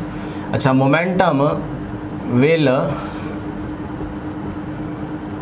इंक्रीज बाय, ठीक है। यानी कि अगर बॉडी की काइनेटिक एनर्जी में 400% इंक्रीज आ रहा है तो मोमेंटम में कितने परसेंट इंक्रीज आएगा, ये आपने फाइंड आउट करना है। लेकिन ये एक चीज़ गौर से सुन लें कि ये जो मैंने बाय लिखा है, इस बाय का क्या मतलब है, और अक्सर यहाँ पे टू भी लिखा होता है, यानी कि यहाँ पे समटाइम्स टू भी लिखा हुआ आ सकता है। तो इस टू और बाय को आपने थोड़ी तवज्जो के साथ समझना है कि हम बाय कब यूज़ करेंगे और टू कब यूज़ करेंगे, ठीक है जी। तो मैं यहाँ पे आपको पहले समझा देता हूँ कि बाय 400% का क्या मतलब है और टू 400% का क्या मतलब है। याद रखिएगा, बाय 400% का मतलब है कि जो हमारे पास काइनेटिक एनर्जी में इंक्रीज आने के बाद जो काइनेटिक एनर्जी होगी उसको प्राइम का नाम दे देता हूँ, वो होगी जी पहले वाली काइनेटिक एनर्जी प्लस जितना उसमें इंक्रीमेंट आया है, वो कितना है 400% ऑफ द काइनेटिक एनर्जी, ठीक है। पहली में ये इंक्रीमेंट आया है तो आप उन दोनों को ऐड करके लिखना है जब आपके पास बाय हो। और टू में क्या होता है, टू में वही आपके पास जितनी इंक्रीमेंट जितना आया होता है ना, वही आपके पास एनर्जी होती है। तो मैं लिख सकता हूँ kinetic energy is equal to 400% increment आया ना, तो 400% ऑफ द काइनेटिक एनर्जी जो पहले थी उसी का 400%, यानी कि जितना इंक्रीमेंट आया वही की वही आपने लिखनी है। इसमें दोनों को ऐड करते हैं अगर बाय हो, ठीक है। बहुत बड़ा फ़र्क है इन दोनों में, एक ही मतलब नहीं लेना इसका। तो अब इसको फाइंड आउट करेंगे तो देखें आपको पता लग जाएगा, काइनेटिक एनर्जी प्लस परसेंट अगर इसका ख़त्म करें तो क्या बन जाएगा 4 ऑफ द काइनेटिक एनर्जी, तो 4 + 1 5 हो जाएगा, 5 ऑफ द काइनेटिक एनर्जी। इसमें देखें क्या आ रहा है आंसर 5, यानी कि 5 टाइम्स काइनेटिक एनर्जी इंक्रीज हो रही है। इसमें ज़रा चेक करते हैं, काइनेटिक एनर्जी परसेंट ख़त्म करें 4 ऑफ द काइनेटिक एनर्जी, तो इसमें देखें 4 टाइम्स आपकी काइनेटिक एनर्जी इंक्रीज हो रही है। दोनों में फ़र्क है। तो अगर बाय कहे तो आपने इस तरह से इसको पहले सॉल्व करना है, और अगर टू यहाँ पे कहता तो फिर आपने ये समझना है। अब हम यहाँ से इसको सॉल्व करते हैं। कौन सा रिलेशन यूज़ करेंगे जी काइनेटिक एनर्जी और मोमेंटम का, कैसे पता चलेगा।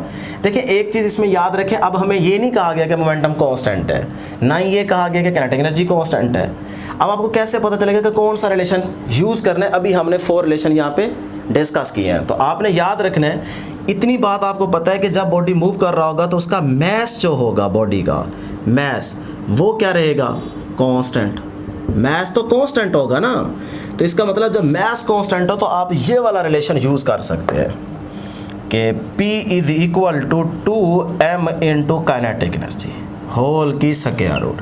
तो आप स्टूडेंट्स ये वाला रिलेशन यूज़ करेंगे, ठीक है, क्योंकि मैथ्स आपके पास क्या है कांस्टेंट, तो आप ये वाला रिलेशन यूज़ करेंगे। अब इस रिलेशन को यूज़ करते हुए इसको सॉल्व करते हैं क्वेश्चन को। P is equal to square root 2, maths क्या है कांस्टेंट, काइनेटिक एनर्जी में कितना इंक्रीमेंट आ रहा है, ये आ रहा है क्योंकि बाय आ गया ना, तो 5 ऑफ द काइनेटिक एनर्जी, तो हम यहाँ पे लिख देते हैं 5 times of the kinetic energy.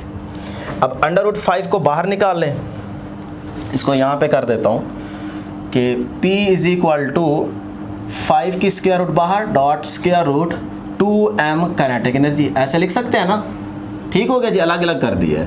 अब √5 और ये सारी चीज़ अगर आप देखें तो ये आपके पास वही पुराना P, यानी कि ये तो P में चेंज आ रहा है ना मोमेंटम में। अच्छा, ये पुराना P बन गया, तो इसका मतलब मैं यहाँ पे कह सकता हूँ ये P आ गया। क्लियर है जी। अब 5 √5 टाइम्स ऑफ दी मोमेंटम में इंक्रीमेंट आ रहा है, तो अब इसको ज़रा आपने इस तरह से फ्रैक्शन में, यानी कि अगर परसेंट में लेके आना है तो किस तरह से लेके आएंगे। √5 का मतलब क्या होता है 2.2, ये आपने सारी वैल्यूज़ याद रखनी है। √1 किसके बराबर होता है, √2 किसके बराबर होता है, √3 किसके बराबर होता है, इनकी वैल्यू आपने रट्टल मारनी है, ठीक है ना। 4 और √5, कम से कम ये 5 आपको याद होनी चाहिए। तो ये आ गया जी P, सही है। अब इसको हम थोड़ा सा ब्रेक करेंगे क्योंकि हमें परसेंट में लेके आना है, तो 2.2 P को मैं ऐसे लिख सकता हूँ P + 1.2 P, जब ऐड करेंगे तो फिर 2.2 बन जाएगा। तो अब स्टूडेंट्स ज़रा गौर करें, पहले वाला मोमेंटम ये था, अब उसमें कितना इंक्रीज आ रहा है, 1.2 टाइम्स इंक्रीज आ रहा है। तो 1.2 को अगर हम परसेंट में लेके आना चाहें तो क्या बनेगा, 1.2 को मल्टीप्लाई 100 से करेंगे, जब 100 से करेंगे तो ये बन जाएगा जी 120%। अब देखें 1.2 टाइम्स मोमेंटम में क्या आ रहा है, इंक्रीज, यानी कि मोमेंटम इंक्रीज हो रहा है, इंक्रीमेंट आ रहा है। ये नहीं कहना कि 2.2 टाइम्स मोमेंटम जो है इंक्रीज हो जाएगा, ये गलत है। देखो पहले वाले का जब इसको ब्रेक करना है ना, पहले वाले का इतने टाइम्स मोमेंटम में इंक्रीमेंट आया है, सही है ना। ये नहीं कहना कभी भी, अक्सर बच्चे ये वाला एमसीक्यूज लगा के आ जाते हैं कि 2.2 टाइम्स मोमेंटम इंक्रीज हो रहा है, नहीं, इसको ब्रेक करें। अब देखिए पहले वाले का इतने टाइम्स मोमेंटम इंक्रीज हो रहा है, कितने टाइम, 1.2। अगर ये ऑप्शन है तो ये सिलेक्ट कर लें, अगर परसेंट की फॉर्म में ऑप्शंस हैं तो फिर 1.2 को अगर आप 100 से मल्टीप्लाई करें तो 120 आता है। तो इसका मतलब अगर काइनेटिक एनर्जी 400 टाइम्स इंक्रीज हो रही है तो मोमेंटम में जो इंक्रीज आएगा वो कितना होगा, 120% होगा। ठीक हो गया। इसी तरह आपने ये खुद क्वेश्चन सॉल्व करना है कि अगर मैंने kinetic energy of the body increase 400 का है तो आप यहाँ पे मोमेंटम कर लें और काइनेटिक एनर्जी को कैलकुलेट कर लें। If momentum of a body increase by, बल्कि यहाँ पे लिखे increase by 400%, फिर आपने क्या करना है, काइनेटिक एनर्जी में कितना इंक्रीमेंट आया ये बताना है। ठीक है जी, इसको आप खुद सॉल्व करें। अब हम स्टूडेंट्स आगे चलते हैं, इससे रिलेटेड के मोमेंटम को हम डिस्कस कर रहे थे, उसके यूनिट को हमने यहाँ पे डिस्कस किया। इसी से नेक्स्ट आगे चलते हैं कि मोमेंटम के अंदर मज़ीद हम कौन सी चीज़ें डिस्कस कर सकते हैं। हम डिस्कस कर रहे थे स्टूडेंट्स मोमेंटम को, और मज़ीद देख सकते हैं कि मोमेंटम से क्या क्या चीज़ें बन सकती है। हम मोमेंटम को डिस्कस कर रहे थे जिसमें हमने कहा product of mass and velocity. लेकिन इसी के साथ साथ स्टूडेंट्स अगर हम यहीं पे ये बात करें कि change in momentum, change in momentum, तो याद रखिएगा चेंज इन मोमेंटम जो होता है ये आपके पास क्या कहलाता है, इम्पल्स कहलाता है।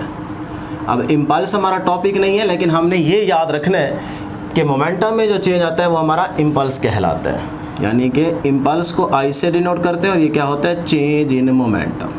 ठीक है। अब मोमेंटम में चेंज कब आएगा, जब बॉडी आपका मोशन में होगा, यानी कि जब वेलोसिटी में चेंज आ रहा होगा। और वेलोसिटी में चेंज तब आता है जब आपके बॉडी पे फोर्स अप्लाई हो रही हो। तो इसका मतलब हम कह सकते हैं कि जब फोर्स जो है ये किसी बॉडी पे कुछ टाइम के लिए अप्लाई हो तो बॉडी की वेलोसिटी में चेंज आता है, जिसकी वजह से एक्सेलरेशन प्रोड्यूस होता है। और एक्सेलरेशन प्रोड्यूस होने की वजह से बॉडी के मोमेंटम में चेंज आता है, और जब मोमेंटम में चेंज आता है तो वहाँ पे इम्पल्स प्रोड्यूस होती है। एक तरह से मैं कह सकता हूँ, आपने ये डेफिनेशन भी पढ़ी होगी कि when a large force acts for a very short interval of time is called impulse. तो ये आपने इम्पल्स के दो मैथमेटिकल रिलेशन याद रखने हैं। अब स्टूडेंट्स यहीं से आपने एमसीक्यूज बनाने हैं कि नंबर 1, इम्पल्स की जो डायरेक्शन है वो फोर्स की डायरेक्शन में होगी, और नंबर 2 आपके पास जो इम्पल्स का यूनिट है वो क्या है, न्यूटन सेकंड। ठीक है, जो कि kg मीटर पर सेकंड के भी इक्वल आ सकता है। तो इसी बात को याद रखते हुए अब आपने एक एमसीक्यू सॉल्व करना है जो आपकी साइड इन्फॉर्मेशन में भी दिया गया है कि क्या मूविंग बॉडी की इम्पल्स होगी कि नहीं होगी। अब इस वर्ड को ये आपकी बुक की साइड इन्फॉर्मेशन है, बुक साइड इन्फॉर्मेशन। ठीक है, इसको आपने खुद सॉल्व करना है, देखना है। अब मूविंग बॉडी सिर्फ कहा गया, तो याद रखिएगा इसमें इम्पल्स हो भी सकती है और इम्पल्स नहीं भी हो सकती। ठीक है ना, इम्पल्स नहीं भी हो सकती और इम्पल्स हो भी सकती है। अब इम्पल्स नहीं हो सकती जी कब, जब आपकी वेलोसिटी जो है वो कांस्टेंट होगी। जब वेलोसिटी कांस्टेंट होगी तब आपकी इम्पल्स नहीं होगी, ज़ीरो की इक्वल होगी। क्यों, जब वेलोसिटी कांस्टेंट तो एक्सेलरेशन ज़ीरो, मतलब आपकी फोर्स क्या है, लगी नहीं रही, मोमेंटम में चेंज ही नहीं आ रहा, तो इम्पल्स क्या हो जाएगी, ज़ीरो। अच्छा, जब आपकी इम्पल्स ज़ीरो नहीं होगी वो कब होगा? जब आपकी वेलोसिटी कांस्टेंट ना हो। जब आपकी वेलोसिटी कांस्टेंट ना हो तो एक्सेलरेशन भी कांस्टेंट नहीं होगा या ज़ीरो नहीं होगा, यूँ भी कह सकते हैं। ठीक है, तो उस टाइम आपके पास इम्पल्स होगी। अब स्टूडेंट्स याद रखिएगा कि एक और साइड इंफॉर्मेशन में एमसीक्यूज दिया गया है कि इसी रिलेशन को देखते हुए देखिए ना, प्रोडक्ट है ना आपके पास फोर्स और टाइम का, यानी कि F और T का प्रोडक्ट है। तो याद रख लें प्रोडक्ट में जो रिलेशन होता है ये क्या होता है? इनवर्स। इनवर्स यानी कि अगर टाइम कम तो फोर्स ज़्यादा लगेगी और अगर टाइम ज़्यादा तो फोर्स कम लगेगी। इसी से रिलेटेड आपकी बुक में क्वेश्चन दिया गया है, एक आपके पास ब्रिक का और दूसरा आपके पास फुटबॉल का। ठीक है, जब आप किक करते हैं तो बताएं कि पेन कितना ज़्यादा होगा जब आप एक स्टोन को किक करते हैं या एक फुटबॉल को करते हैं। तो ये आपसे पूछा गया, आपको पहले भी पढ़ाया गया है, बस ये रिलेशन याद रख के अगर एमसीक्यूज बन सकता है तो आप इसको सॉल्व कर लेंगे कि जहाँ टाइम कम वहाँ फोर्स ज़्यादा, जहाँ फोर्स कम वहाँ पे टाइम ज़्यादा लगेगा। इस तरह से आप देखते हुए उन क्वेश्चंस का आंसर भी दे सकते हैं। अब स्टूडेंट्स हम चलते हैं law of conservation of momentum की तरफ। लॉ ऑफ कंजर्वेशन, ये मैं जल्दी इसीलिए कर रहा हूँ क्योंकि बहुत ज़्यादा थक गया हूँ मैं, लेक्चर बहुत लेंथी होता जा रहा है। Law of conservation of momentum, जिसकी वजह से मैं थोड़ा जल्दी कर रहा हूँ। और मैं ये कहना चाहूँगा कि अगर आप एमसीक्यूज़ करना चाहते हैं तो ये सारे टॉपिक आप क्लास 11 के चैप्टर नंबर 3 में जाएँ, वहाँ पे आपको इनसे रिलेटेड एमसीक्यूज़ भी मिलेंगे। Law of conservation of momentum को आप अच्छा खासा डिस्कस कर चुके हैं, लेकिन ये याद रखें कि ये तब आप सेटिस्फाई कर सकते हैं जब आपके पास नंबर 1 सिस्टम क्या हो? आइसोलेटेड सिस्टम, या फिर आपके पास क्या हो? जब आपके पास इम्पल्स ज़ीरो हो या एक्सेलरेशन ज़ीरो हो या फोर्स ज़ीरो हो या चेंज इन मोमेंटम ज़ीरो हो, या फिर आपके पास इनिशियल मोमेंटम फाइनल मोमेंटम के इक्वल हो, तब आप law of conservation of momentum satisfy कर सकते हैं। ठीक है जी। अब इन्हीं चीज़ों को याद रखते हुए हमने स्टूडेंट्स क्या करना है, एक फार्मूला याद रखना है law of conservation of momentum में कि initial momentum is equal to final momentum. आपने पढ़ा था m1 v1 plus m2 v2 is equal to m1 v1 prime plus m2 v2 prime. ये सारे स्टूडेंट्स को याद होगा फार्मूला। ठीक है, अब ये फार्मूला आपने कब यूज़ करना है? याद रखिएगा,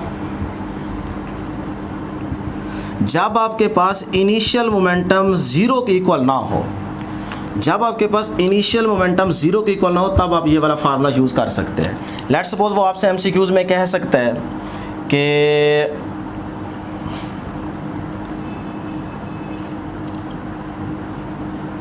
ये आपके पास कोई ट्रक है, ठीक है, अब ये ट्रक जाके इस स्टेशनरी कार से स्ट्राइक करता है।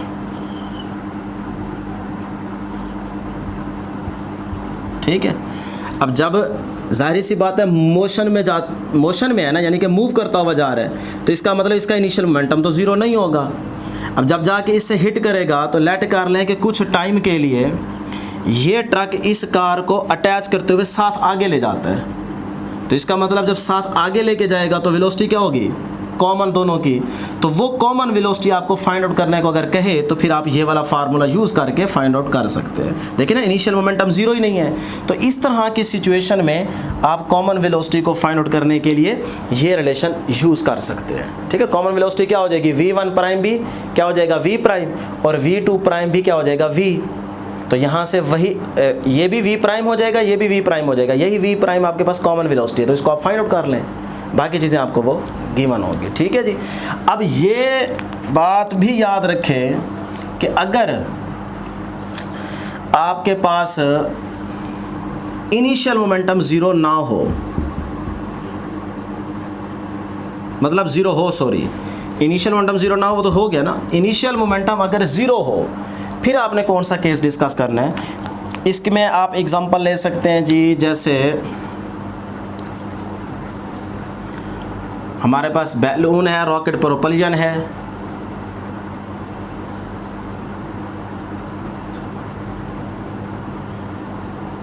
ठीक है ना, ये एयर निकल रही है।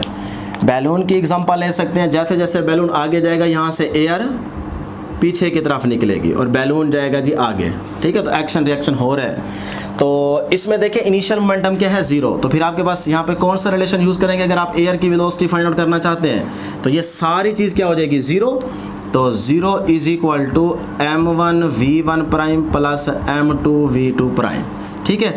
अब हम यहाँ से इसको यूज़ कर लेते हैं कि m1 v1 prime minus m2 v2 prime, ये फार्मूला यूज़ होगा। अब m आ गया जी किसका, बैलून का, वेलोसिटी किसकी आ गई जी, बैलून की, is equal to minus mass किसका आ गया जी, एयर का, वेलोसिटी किसकी आ गई जी, एयर की। अब हमें क्या चाहिए, हमें चाहिए यहाँ से वेलोसिटी एयर की, तो उसको आप कैलकुलेट कर ले, माइनस इधर आ जाएगा, m इधर आके डिवाइड हो जाएगा, वैल्यूज होंगी तो आपके पास मैग्नीट्यूड आ जाएगी। तो इस तरह आपके पास यहाँ से रिलेशन जो बनेगा वो क्या होगा, वो होगा जी एयर की velocity is equal to minus m balloon velocity balloon divide by ma। तो ये आपके पास फार्मूला होगा। इसी तरह आपके पास रॉकेट प्रोपल्जन की भी एग्जांपल है, हो सकती है, गन और बुलेट की भी यही एग्जांपल होगी। तो इस तरह से आप ये वाला रिलेशन यूज़ करते हुए फाइंड आउट कर सकते हैं अगर जिस वेलोसिटी को आपको फाइंड आउट करने को कहे। हमने बुक के अंदर भी एग्जांपल ली थी जिसमें हमने गन की वेलोसिटी को फाइंड आउट किया था। तो अगर आपको याद हो तो उसमें हमारे पास ये केस था mv plus mv is equal to 0। तो ये वेलोसिटी गन की है, तो हम इसको फाइंड आउट करेंगे माइनस का mv divide by capital M।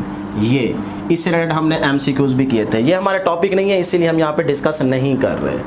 तो नेक्स्ट हमारे पास friends elastic collision one dimension होगी। आज के लिए इतना ही, तो में ज़रूर याद रखिएगा। अल्लाह हाफिज़।